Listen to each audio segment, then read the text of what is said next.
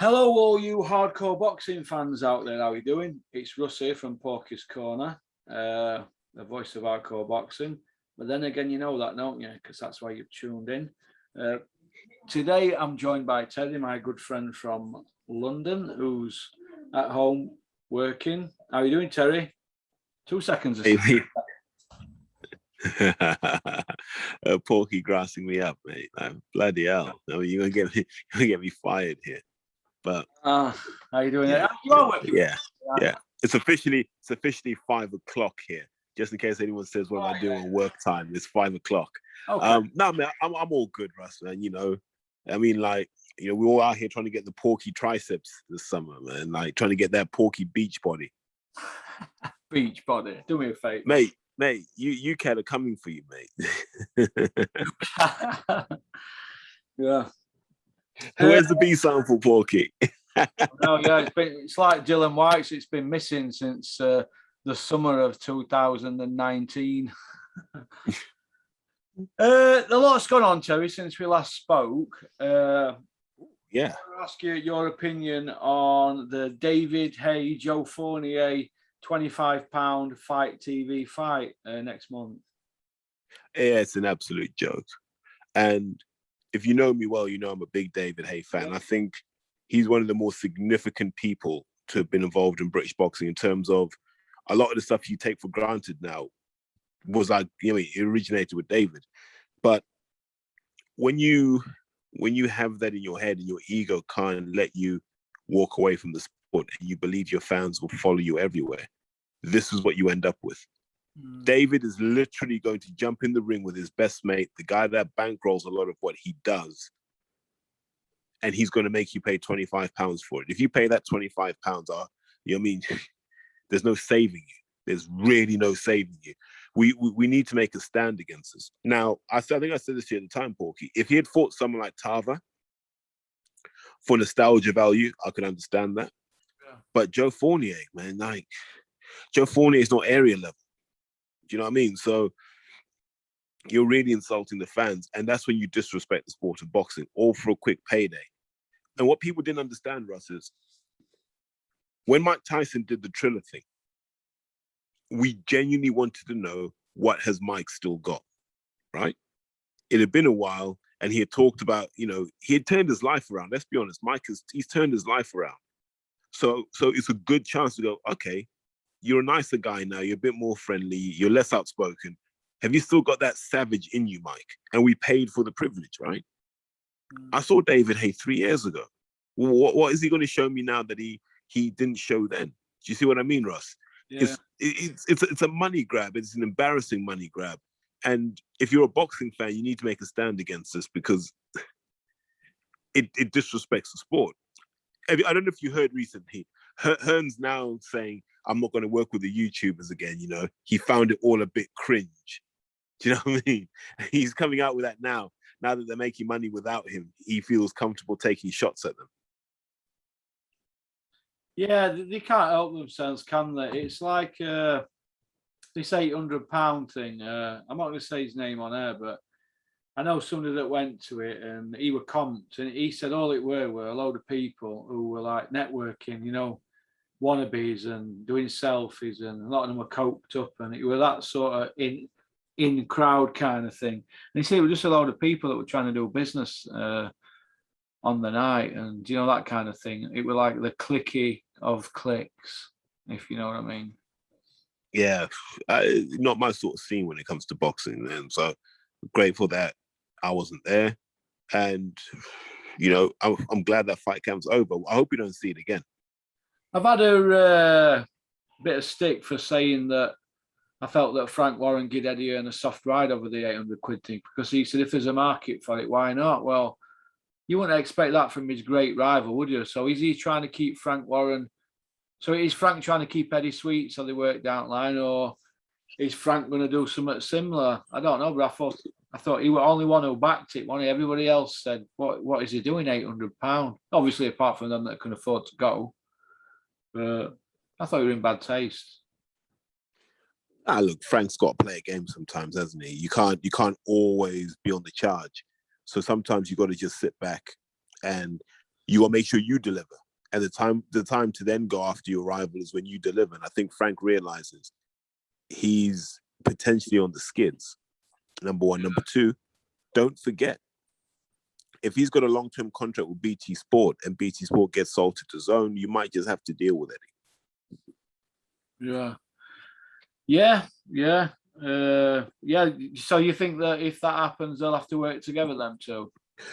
Well, because Frank, it was not that long ago, Frank signed a 3-year contract with BT Sport, right? Yeah. So if you then sell BT Sport to DAZN, those contractual rights still stand. So now Eddie's going to have to deal with Frank. Yeah. If nothing else, they've got to agree on slots. Yeah. You know, when you look at both the stables, I was looking at them last night and I was thinking, take Anthony Joshua out at Eddie's stable and Canelo, if he don't work with him again, who has he really got? And I'm looking at Frank's and his is even worse. You know what? Hearn went through this thing of trying to create these cartoon characters, right? Yeah. So Joshua's his cartoon character. He was meant to be the Black Hulk Hogan. Conor Benn is meant to be, the modern day Stone Cold Steve Austin. Just super intense, always on. And then Joshua Bartzi is meant to be like a Roman Reigns type character. Now the thing is, fans are wising up to the game here, and we realize we're being sold things that aren't real. Mm. And for too long, we've bought into this thing that these guys are going to be special, this, that, and the other. But think about this. Conor Benn hasn't fought one British welterweight of note. Joshua Bartzi's only fought one British light heavyweight that we even know about. Do you see what I mean? So now you're looking at that. And don't forget how many people they brought up in weight for Bartzi to fight as well. So now we're pausing and going, we're being sold nonsense here. That's what we are. We're being sold absolute nonsense. And as boxing fans, we swallow it. And Frank's no better. You can give me that whole, we're taking it back to proper boxing and all that nonsense that they like to talk about at Warren shows. But Warren's stable's terrible. And he keeps hoovering up really mediocre people. At least with Frank, he puts them in with each other and goes, right, someone's got to sink, someone's got to swim. I wish Eddie did more of that. Yeah, I do. I don't think that Conor Benn's going to win a world title, do you, Terry? They'll find a way. There'll be that one time where there'll be a really undeserving champion in there, or there'll be a vacant belt and it'll be Conor Benn and some other guy we don't even know, probably from Moldova. Lovejoy type. Yeah. They'll find a way to engineer that. There's too much potential money in Conor Benn for him not to have a title. Yeah. That's the cynic in me, though. I agree, mate. I agree wholeheartedly on that. Do you feel that David Hay and Joe Fournier feel embarrassed about what they're doing for taking fans for a ride after everything David Hay said after the Bellew fight? And obviously he won't bother them because he said a lot of things after the Fury pullout because of injuries, didn't he? David cares about David. Yeah. Joe cares about Joe. That's the start and end of it. And the thing about Joe Fournier is he's got a lot of dirt on these guys in boxing. That's why they don't disrespect him. Yeah. Because he's got dirt on these guys. He's like I'm not saying he's like Jeffrey Epstein as a predator. But Jesus. Hey? Jesus, Porky. No, but he's Fournier like cunning like Jeffrey Epstein, because they reckon he had a lot of dirt on people. Well, is he allegedly? We're not saying he is, but I don't know. You're saying he's got dirt on people. Oh, he 1,000% has dirt on people. Remember, I've met Joe like in my days in the Haymaker camp. I met Joe a lot. Joe not stuck for a few quid, is he? Oh no. He's not a billionaire like people say, but he's got money. And the thing is, he's just a quiet guy. Doesn't say too much. He's all right, a bit prickly, but not a bad guy. Just not a boxer. No chance in hell. You can be distrusted though, can't you? When you're a millionaire, right, with people around, especially in the boxing industry, can't you? Yeah, because people see a guy with money and they want to take his money. Remember, we always say this: the aim of boxing is to find people with money and to separate them from their money. But what about That's having why a bit of pride, though, Terry, in themselves, like we have? Nah, I'm not trying. Listen, Russ, in life you can be proud or you can be rich. The choice is yours. Yeah. I see a lot of broke, there's a lot of broke people with dignity, and congratulations to them. But you know what I mean? I don't want to be driving a 2003 Mini Cooper Works. You know what I mean? Life's about more than that. I'd rather just be happy, mate, to be honest, because I know alternative that's out there. If you want to go down that road, you end up in an 8 foot by 9 foot cell. Do you know what I mean? Kind of thing. Yeah, or you end up in a 22-foot ring. Yeah, or you end up in a 22. paid for privilege. But in terms of David won't care about what the fans think. Either buy it or don't buy it. If you buy it, he cares about it. If you don't buy it, he doesn't care about you. His world will keep turning. David will always find ways to make money. Yeah. Like his name's too big, his reputation's too strong.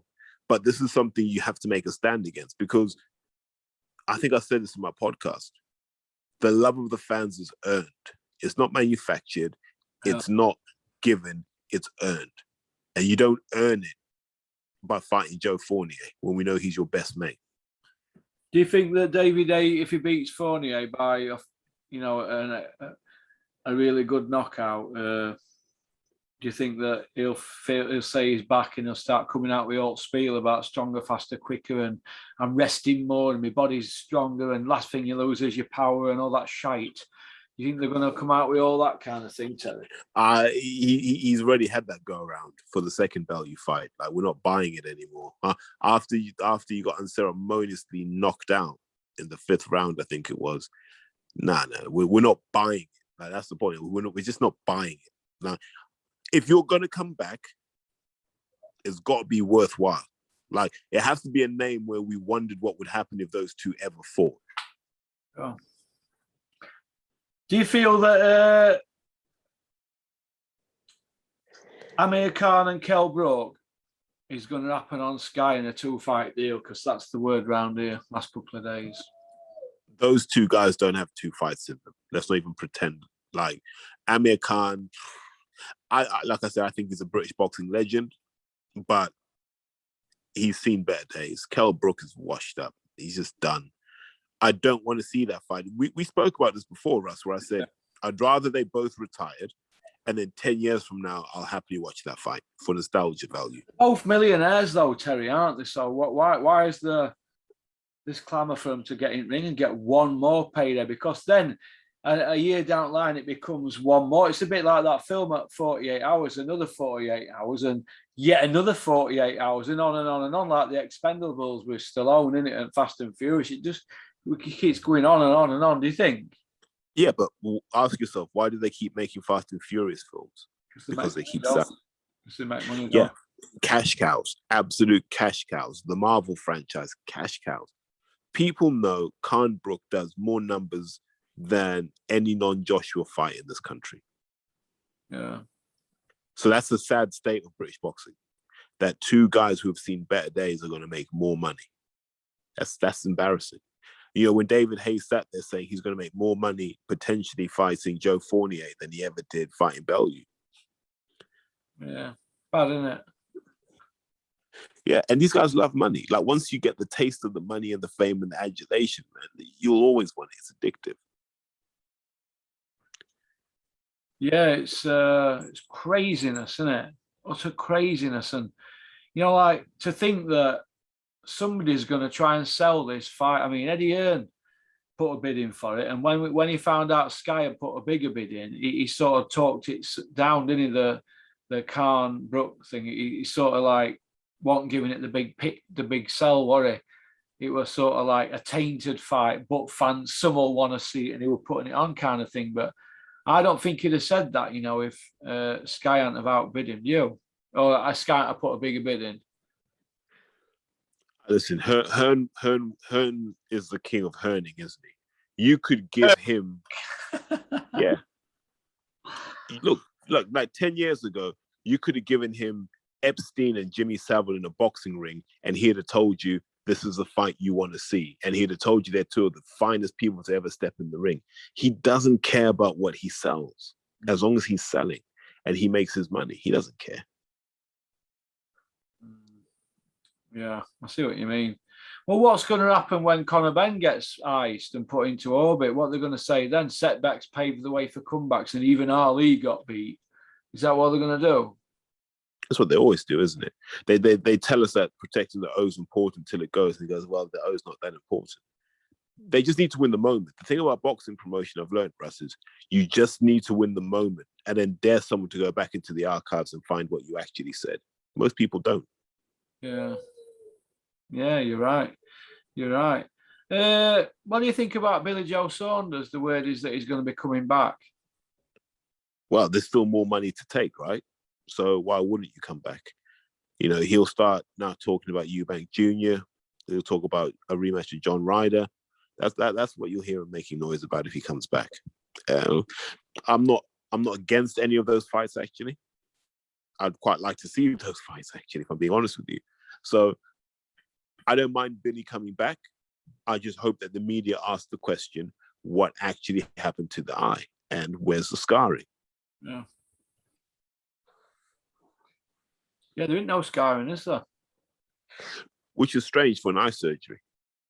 I don't think we'll ever get to the bottom on it. It's a bit like the Bermuda Triangle kind of thing, isn't it? It's does it exist or doesn't it exist? But I subscribe to the idea of Porky's razor, which is often the simplest solution is the most obvious one. That there was no injury and he got hit in the eye, it hurt a bit, and he was scared of going blind and he pulled out. That's all.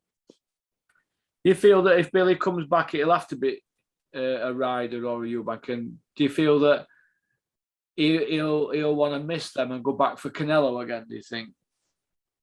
I don't think could they sell a Canelo rematch? He doesn't want to take those kinds of licks again, man. He got brutalized as that fight wore on, and he knows that. I think fighters know that in their soul. They know that this guy's just better than me. No shame in that, is it, Terry? No. Canelo moonwalks into the Boxing Hall of Fame, right? And Billy Joe came up short against him, but so did Callum Smith, so did Rocky Fielding. So maybe that puts Billy Joe at that level. I don't know. But you think Callum gets in Hall of Fame? Callum Smith gets in the Hall of Fame. You think he does? Man, I want to post you a pipe, man. Clearly you need another pipe. You know what I mean? Like, what planet did you figure that one out? Ring Magazine champion, British Commonwealth European. I'd put Paul Smith in before Callum. I'm just saying, like, does Billy Joe get in? I'd put Eubank Jr. in before Billy Joe. Joking me. Who wins if they have a rematch? Junior. You think Junior beats him next time? Yeah. Oh, it's going to be interesting, Terry. It's going to be interesting. What do you see? Exciting times ahead. Exciting times ahead. This is why we love this sport so much, Matt. Daniel Dubois, Terry. Was he that good? Or were we sold a hype job by Frank, who needed to get some hype behind somebody at that time in his promotional career? Listen, I tell you this now, there are going to be people in the comments that the first thing they're going to say is, I heard what you said on New Age Boxing about Dubois, Terry. And it's true. I said I think Daniel Dubois is special, right? Yeah. As an amateur, he was peerless. Now, what you then have to do is find an environment where you can grow and develop. And for Daniel Dubois, and I said this years ago, you need to put him in an environment where he's not the best guy in the gym. And he will be amazing.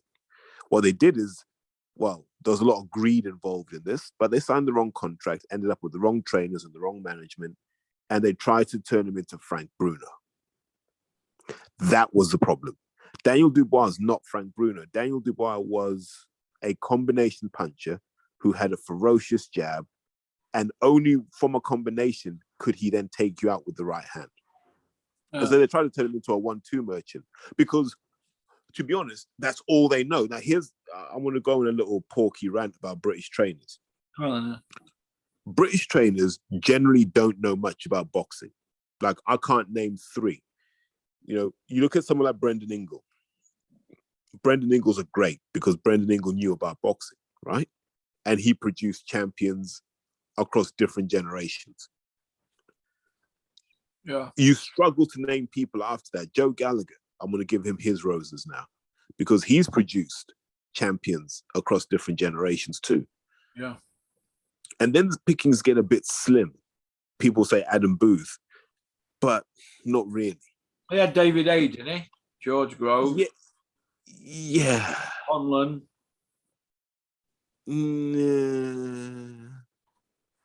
Nah, but that's not Brendan Adam Ingle's Booth's been about. at it 20 years, hasn't he? Or is it since 03 or something?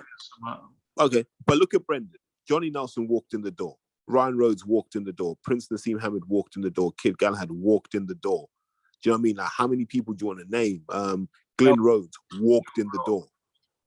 They all walked in the door. Bomber Graham, Ryan Anderson, Richard Towers. Before they walked in the door, Russ, they didn't know boxing. That's what I mean about great trainers. That's when you know someone knows boxing. What you've got now is a lot of people who've got money from, be it scrap metal or other things, and they've just got a gym and said, we're going to train fighters. And then you realize that they don't know what the hell they're doing. Outside of a 1-2 and a left hook, they have no idea. And kids are walking into gyms like this, and basically their potential is being ruined because no one can teach them anything because these guys don't know what the hell goes on in a boxing ring. That's why I get annoyed with all this East End chat. These guys, they're proper. You know, they was all down the old pub down with Georgie Francis and that, Terry Lawless and that. Yeah, mate, yeah. They do all of that stupid nonsense. They know nothing about boxing. They know nothing about preparing the fight. They know nothing about making weight safely. They know nothing about tactics, man. They look lost in the corner. Oh, mate, yeah, just be first. Yeah, be first. Yeah, just get on him. Get on him. Yeah, show some bottle. That's all they know. Whereas other countries, they break boxing down into an art and a science. And so they make their boxers better decision makers. And that's what was meant to happen with Daniel Dubois. Make him a better decision maker. Allow him to understand what's going on in that ring so he can make changes. Yeah. And none of those clowns could do that. And so they ruined him. I'm not saying he's finished, but his road to the top's a lot longer than it was 2 years ago. Yeah. You think you put him back a few years? Yeah, because remember, he's a small heavyweight, right? Like, if your world champions are 6'9" and 6'6", and the third guy is 6'7", then the young guys coming through are 6'6" and 6'7". Dubois at 6'4" is a small heavyweight. Yeah. And it's harder. Like you're gonna have to come with some tactics. You're gonna have to be a volume puncher to overcome the size disadvantage. What do you see happening with Joe Joyce at the moment, Terry? You just park him up, don't you, till that WBO belt becomes interesting again, and then you just position it. You think he's avoided? Of course he is. Nobody seems to mention his name, but yet Dylan White's come out today saying people better take his name out of their mouths or they need to sign the contract. But Dylan's not exactly calling anybody out, is he, mentioning names? Why would he? Like, he's Dylan's point is, I'm calling out Fury, Joshua, Wilder. No one else interests me. I think Joe Joyce should be saying, I want Dillian White. But he ain't, is he? Yeah, Joe's problem is he doesn't speak enough. And when you've got a manager who's been classed as weapon of the week, it gets harder for you. Sam Jones, I've heard you want to come on channel. You're welcome anytime. But I don't know if it's true because it's emails off certain people and sometimes people make shit up, but we're just going to say what's in emails. So get in touch, porkycorner@mail.com, Sam, you fucking prick. Hey, by the way, man, stop ignoring Danny Watley's emails. I think he comes in as, is it the Big LaRusso? He's been emailing you, man. I think he wants to jump on your channel. Oh? So, the guy called Danny Watley, he's a good guy, man. He's from Barnsley. He's one of your folk. He's a nice guy, actually. Smart. If his emails have come through, so nobody said, I'll have to watch out for his email. Danny, send me an email. All right, we'll have you on channel. we spoke about the heavyweights and that. But let's speak about the cruiserweights, somebody we don't really speak about much. Lawrence Pussy in a Spliff, a Coley. What's happening with him? Is that what you just had in your pipe? No, did you see that song that he's singing? Yeah, I did. Yeah, pussy in a spliff, pussy in a spliff, and all that fucking shite. But you know what? But he's being a young man and he's enjoying his fame. And good luck to him. Yeah, but he's got no style, and I won't pay to watch him. I said this, and I know I'll go get a hard time saying this. I think he'd beat Usyk. Do you? Yeah. He's got a terrible style though. If he wants to make it ugly, Annie, with them long arms. Oh. Yeah, he'll never be the most elegant of fighters, but what he has is effective. And if that doesn't work, he's got an equalizer with that right hand. But I think he beats all of those cruiserweights just because he's so hard to deal with. Yeah, I do. Yeah, it's going to be interesting. What do you think is going to happen with Callum Smith moving up to 175? They'll keep him out of Buatsy's way. They'll keep Hearn will just keep all of his 175 guys out of the way, won't he? Because he's trying to dominate a division. He's trying to get all the belts so he can control them. So he'll push Buatsy down the WBA. You'll hear about Callum Smith maybe going the WBC or WBO route. It's just classic Herning, isn't it, man? I'm bored of it. I don't think the Manny Robles thing's going to work out. I just think Callum Smith needs to be around a Joe Gallagher. Like, his whole boxing language is Gallagherism. Do you know what I mean? So why would you now go at this point in your career to go and train with Manny Robles? What's he going to give you? He's not. See, one thing about Joe, I'll give him credit for. He's quite authoritative. Like, you know what I mean? Like, you do what Joe says to do. Manny Robles is just like more like a social worker. Hey, what you feel like doing, man? Yeah, you want to throw the jab? Throw the jab. Whereas Joe's a bit more directive. And he will tell you what you have to do. I think Callum might actually need that. We'll find out when he starts fighting at 175. But why isn't he into a big fight? Like, he's an experienced fighter. He's been a world champion. Why are we talking about, he needs to feed his way up? Why? Yeah, he's already been a world champion, and he should be thrown in straight away at deep end, shouldn't he? Like McClellan went straight in with Ben, didn't he, at an higher weight? Yeah, we need to get back to that. Yeah, we need to do something, don't we? Because the amount of, it's hard not to be negative, but the amount of comments that we get that are negative and the emails I get, I've never known it. It's like a big tidal wave now of pure hate for the system and boxing, hate for promoters. Man, you got a lot of angry guys on your phone as well, Porky. There are a lot of these guys who just love to be angry as well. If I'm being honest with you.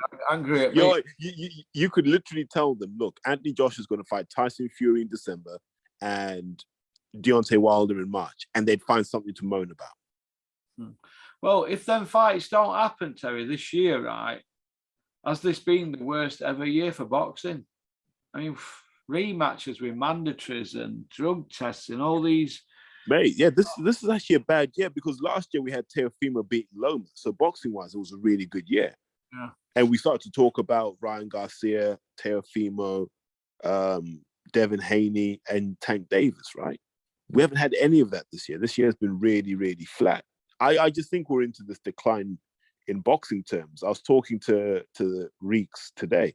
I said to Riku, look at these numbers that IFL are doing now. Now that the real numbers have been revealed, boxing's tiny. Yeah.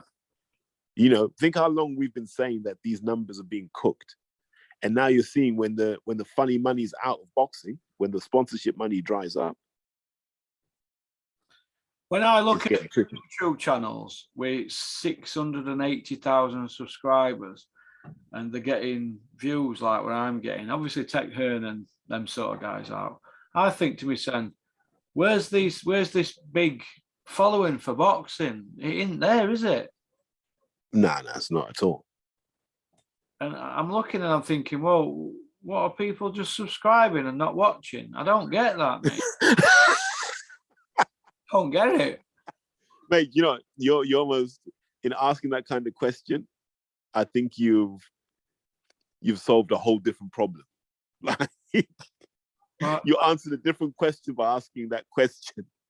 Are people subscribing and not watching? Well, I'm a very competitive person, and I sometimes ask myself, am I doing out wrong here? Then I look at statistics, what we all get on here.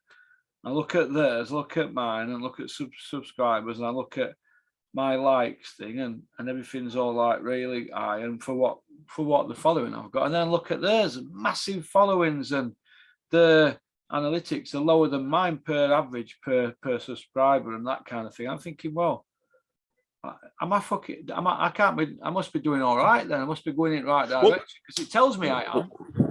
Well, remember the episode I did, Russ, and I asked this question. I said, how are IFL pointing people to their videos? How are Boxing Social pointing people to their videos? It can't be via Twitter because they don't get more than about 30 or 40 retweets, right? You got 600,000 subscribers. Like, that engagement figure's poor. Like, you're not doing that much better than me on Twitter, and I have a fraction of the following. Boxing Social had like 28,000 followers, mate. And I'm looking at that going, got 100,000. No, on Twitter. They've got like 28,000 followers. I'm not on Twitter, so I don't know. Yeah. So I'm like, okay, so when you post a link to your video and it gets 20 likes, how are your videos then going to do 200,000 views? It doesn't make any sense. Well, how am I aware that your videos are coming through? I know there's the YouTube notifications, Russ, but if I've subscribed to 100 different YouTube channels, like, I'm not going to pick up on Boxing Social at all. Do you know what I mean? So what's really going on? We know what's really going on. And I'm just glad that Hearn decided not to give these guys any more money to continue the nonsense. Doing it himself now, and he might as well get his own people, hasn't he?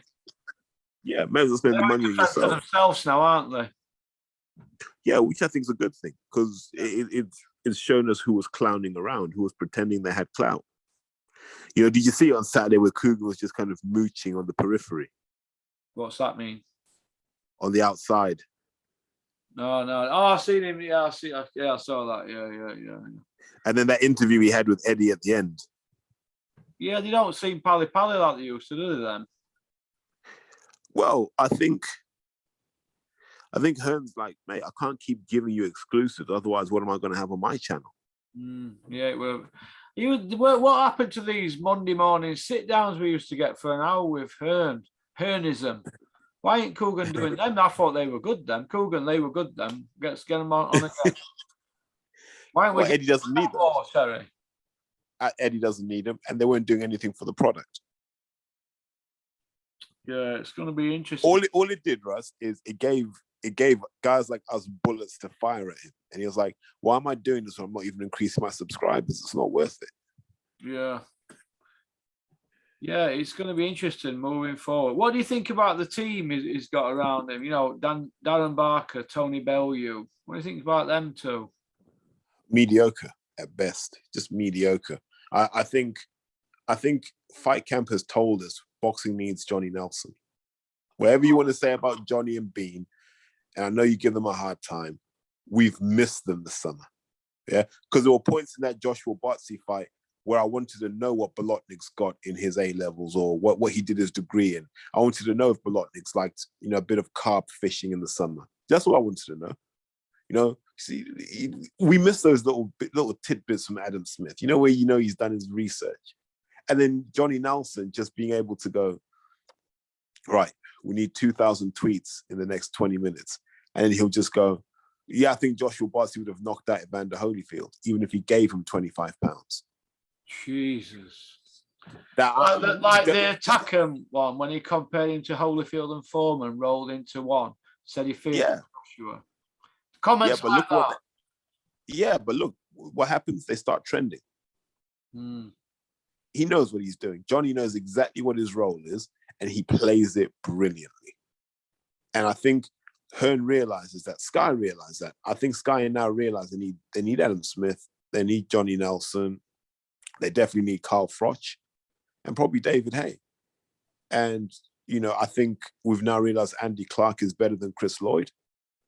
But I always suspected that anyway. So I think Hearn realizes his team's pretty weak. But here's what I am going to say about the Matchroom DAZN thing. It's a work in progress. So I'm prepared to give it time and see if it gets better. If it doesn't, then I'm going to give it the Porky treatment. What's that? Fucking Baba. I'm right. Baba. Pony. He's utter pony. All right, then moving on from the DAZN and that. We've got to talk about it, haven't we? Logan Paul, Jake Paul, Floyd Mayweather, Mike Tyson, Glenn McCrory, all that lot there, Paul Woodley, whatever his name is. What's going on, Terry? I'm losing will to live. Just give me your take on that. What do you think? There's money to be made on Triller, and they've realized this. You can make money on Triller. Now, how much can you make? I don't think anyone's going to make the money Tyson made, because he made 25 mil from fighting Roy Jones. Yeah. And when people saw that, they were like, "Oh, I can get a slice of that." But I don't care about watching Oscar De La Hoya fight someone I don't know. I don't care about watching Logan Paul against someone I don't know. And I don't care about Jake Paul fighting another MMA guy who I don't know. I don't care. But there are people who will. Yeah. And if they can do another million pay-per-view buys, Porky, more power to them, because they're carving out their own lane. Like, Jake Paul may become the biggest star in boxing without ever having a meaningful fight. You reckon? Yeah, I don't think it's far off. You think him and Tommy Fury fight, Terry? I think Tommy wants it. I don't think Jake wants it or needs it. Yeah. Yeah. Do you feel that what's he called? Errol Spence had an eye injury, or do you think he were told to pull out? I think he probably had an eye injury. I think they dragged it out so the pay-per-view buys would happen and the media engagement would happen and everything would happen. And then at the latest possible moment, they pulled him out. I think Ugas has been ready for this for a while because he's known it was coming. And so obviously they couldn't get another replacement in because it was that late, so they stuck Ugas in, and fans are going to have to settle for that, aren't they, to see Manny fight? Who else could you have put him in with? Nobody. Conor Benn.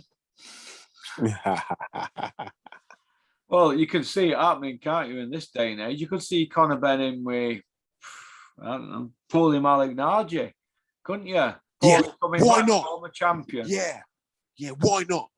Let's have it. Bruv, Let's have it. bruv. I'll knock him out, bruv. I'll knock him out. I'm not my old man.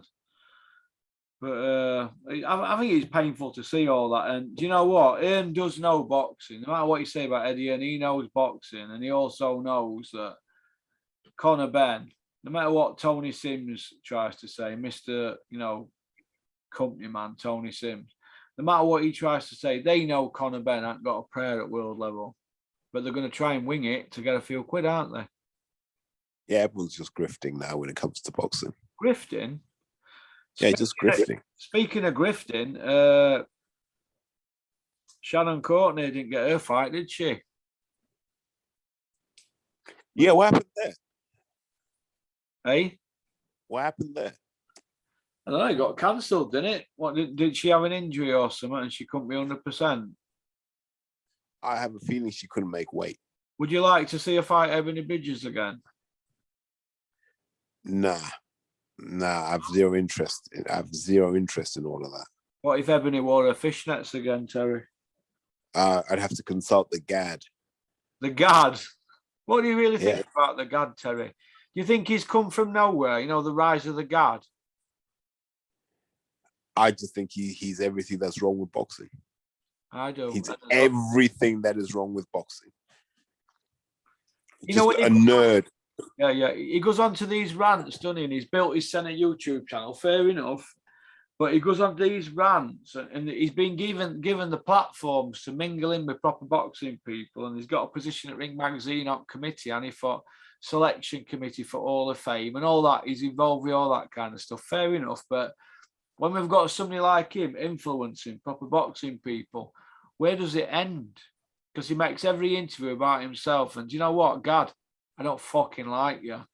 If you didn't guess, if you hadn't already, I just think he's bad for boxing. I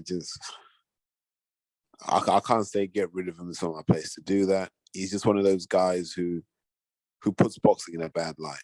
They make Adam Smith look tame, don't they? Adam Smith's cool. Do you know what I mean? Bring back Bean. I never. Yeah, Bring back Bean. We need Beanism back. We need him back to rugged. That's what we need. Bean. We need so he Bean. can just come and restore order. Hey? So he can just come and restore order. Yeah. Any news on any Olympians signing with anybody, Terry? I know one of them. No, so just I obviously can't reveal the sources publicly. It looks like the ladies are going to go for definitely the Commonwealth, maybe the Olympics next year. They weren't overly impressed on Saturday with what was discussed, is what I was hearing. Because they're looking at it from the perspective of, by the time we come back from Paris, if we've got gold medals, women's boxing will be absolutely thriving, so we can jump in and get good money. Right now, it's not great money, and they don't need the platform because one's an Olympic gold medalist, one's an Olympic bronze medalist. They performed brilliantly in service of this country, so they will always be respected in this country, and they'll always be able to make money. Yeah. So they don't need it, really. Yeah. It's going to be interesting to see what happens. I want to talk about Archie Sharp. Okay. What's going to happen with him? There's a curveball. Ooh, all right, Porky. So, and I don't think I'm saying anything I haven't said to the people involved. Archie's caught between two styles. So you have to remember Archie Sharp as an amateur handled Ted Cheeseman with ease. And this is when Ted was Ted. And he handled him with ease. And he did it by being unconventional. I'm not going to say awkward. He was just unconventional. He had his own style and he managed to make it work. As a pro, it's going to be hard to make that style work. So what they're trying to do is give him a bit more discipline. But I think what happens is he finds himself caught between two styles. And that's why he gives you these patchy performances. And he's got to commit to one. You're either going to be the unconventional guy who will always find a way to win, or you're going to be the super conventional guy who will always find a way to win. You can't be both. Yeah, it's going to be interesting to see. Anthony Yard, Tunde Ajayi, Terry, what's your take on the current situation? Because the British version of Virgil Hunter and Andre Ward. Yeah, James Cook's now involved in it. Do you think they've copied Anthony Joshua and brought somebody on board to add something to the team? Do you think they're giving it that? But really, Tunde don't want to. Sorry, Yard don't want to hurt Tunde's feelings, and No. Tunde and James Cook know each other already, so it's not like you're bringing someone new. You're just bringing an additional pair of eyes, which isn't a bad thing. A lot of the guys that were around Tunde from a training perspective were quite green, so he's just brought in a bit of experience. I think it's good. It just raises the overall standard of the camp. Yeah. Interesting that they now train away from the Peacock, so that's also interesting. Yeah. And maybe they're taking things a bit more serious. It's going to be interesting to see what happens. Anything you want to add, Terry? Anyone you want to give a shout out to? We know what you're. I want to shout out to Kent, man. He's complaining that I don't big him up. So shout out, Kent. There you go, mate. There you go. You're finally Porky famous. No, I'm just kidding. That's all good. Beautiful shouts out to podcast, isn't it? Your Twitter. Yeah, definitely. I Feel Boxing, Twitter. At Twitter and Instagram. I also want to shout out this kid, Keen McDonough. Met him in Bristol on Friday night, Russ. Like, nice kid. Nice kid. Loves the content. I mean, it's just crazy. So I enjoy that. Shouts out to Kaners as well, my favorite Bristolian rapper. So he looked after me when I was in Bristol on Friday night, and I had a really good night with him. So K_NERS. Give him a follow. He's outspoken on social media, so he's good content as well. And then also shouts out to Porky's Corner, the baldest living legend of them all. Just hope you make it as that replacement member for Right Said Fred. You piss taking fucker, you aren't a ball breaker, aren't you? Hey Terry, do you know what I watched last night? I watched a program called it was about the Eiger Mountain in Swiss Alps, North Face Climb. Have you ever seen it? You know which mountain I'm on about, don't you? Yeah. I've been taking my son out of boxing. Well, I have one night last night. I just wanted a break from it. And I watched that, and it was nice just to watch something on my own. And me and Rocky sat and watched it in here.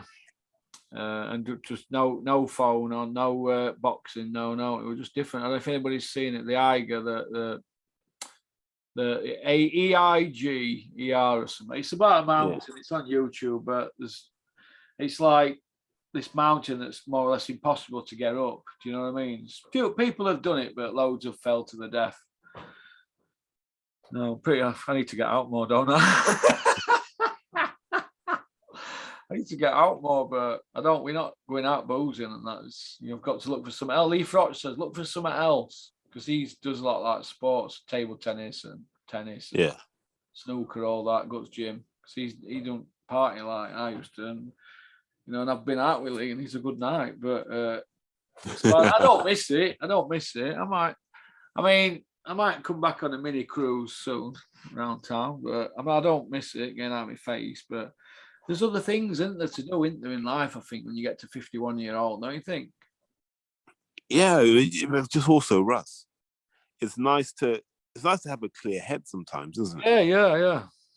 I think you can think a bit, you can actually be in the real world and enjoy it. So, yeah, I think generally a lot of people have just cut down on the boozing. And also, I just got bored of making other people rich.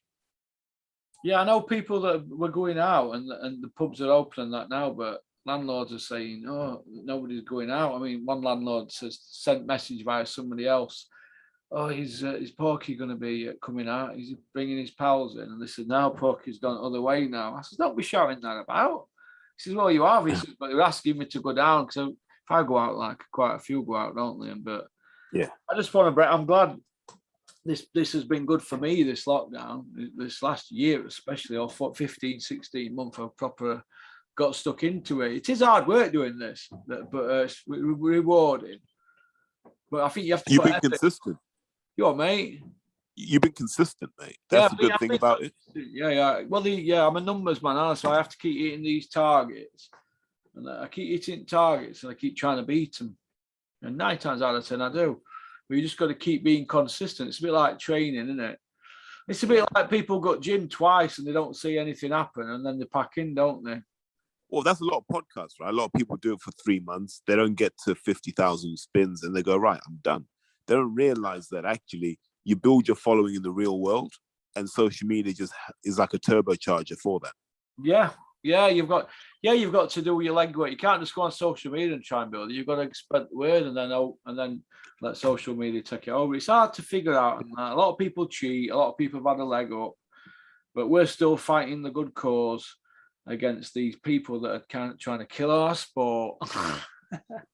We can't let them do that. We can't, mate. We can't let them do. Well, they're trying to, aren't they? And I just hope Logan Paul comes to Sheffield so I can scare him off. I can say what I want. I won't be one of them like Coogan chasing him down the road for an interview in California or whatever. What about?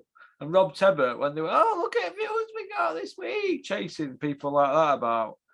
Get a grip of yourself. She's supposed to be boxing, man. Mate. Hey, when are you and Ty and Booth going to do a show together? When or what? When are you and Ty and Booth going to do a show together? I don't know if that's for me. I'm Frotch's mate, aren't I? Team Frotch. Yeah. See, what was it? Pork. I don't, yeah. Pork. Somebody sent me a clip of that. I ain't got a problem with it. I don't know the kid, do I? But I'm Frotch's pal, and so I have to stay loyal, don't you? But 100%. Good luck to anybody that does the YouTube channel and puts the effort in. Good luck to him. I've heard he's funny, and to be honest with you, I watched him fight Eubank, and I knew he wouldn't win. I knew he took it at short notice, and kind of felt for him that night.